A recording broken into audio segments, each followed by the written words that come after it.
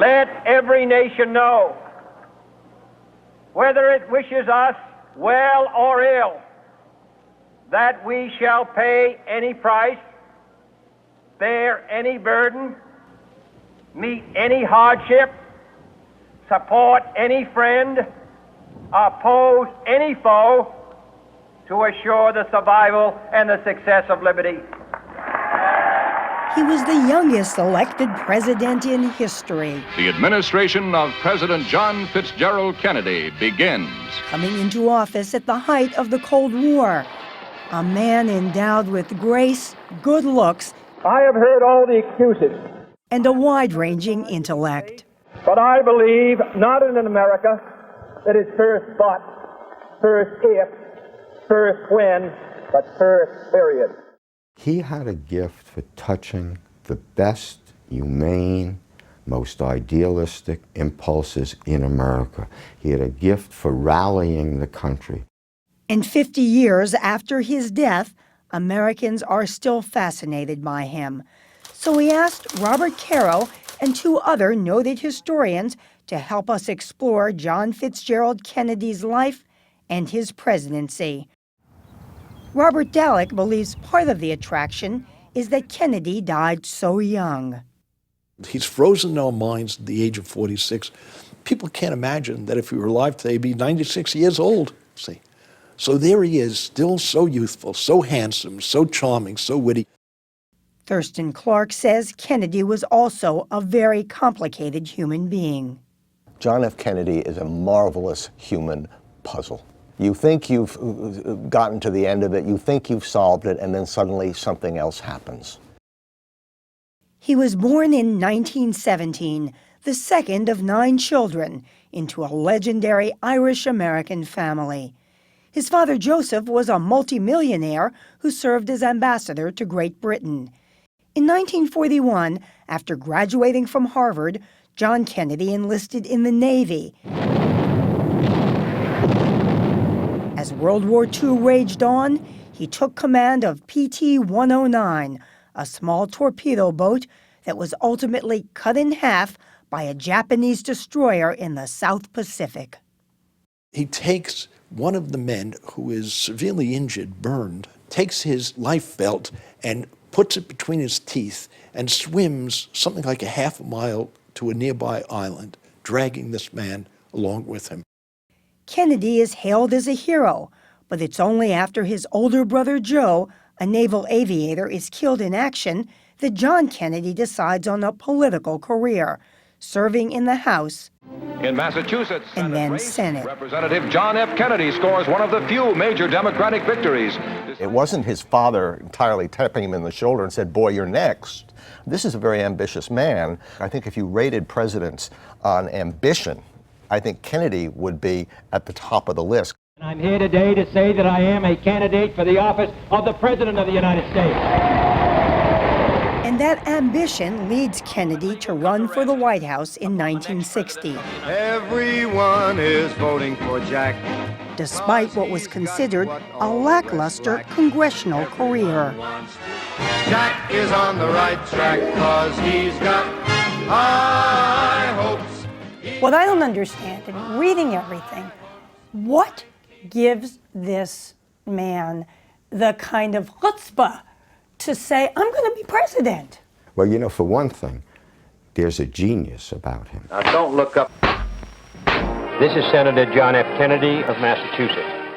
He can see trends, he can generalize from what he's watching.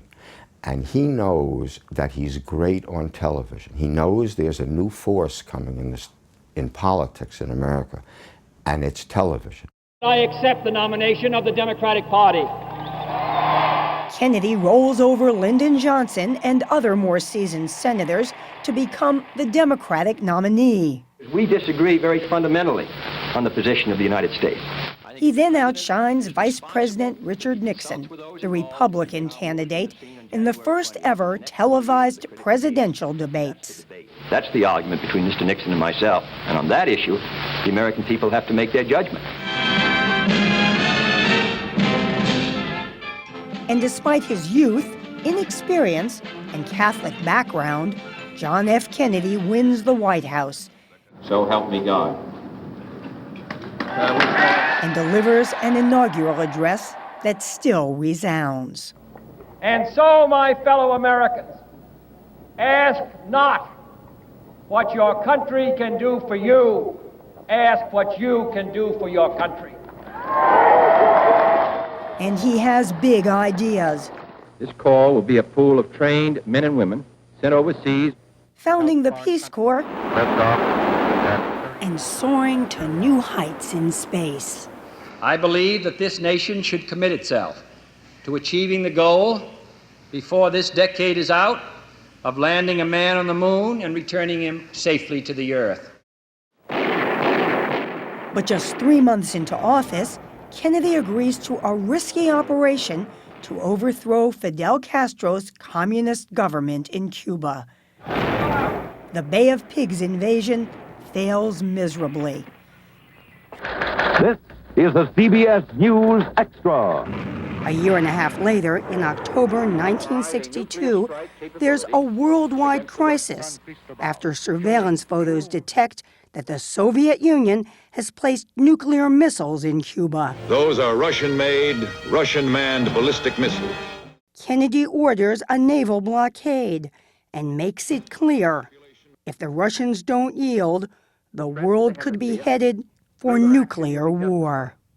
It shall be the policy of this nation to regard any nuclear missile launched from Cuba against any nation in the Western Hemisphere as an attack by the Soviet Union on the United States.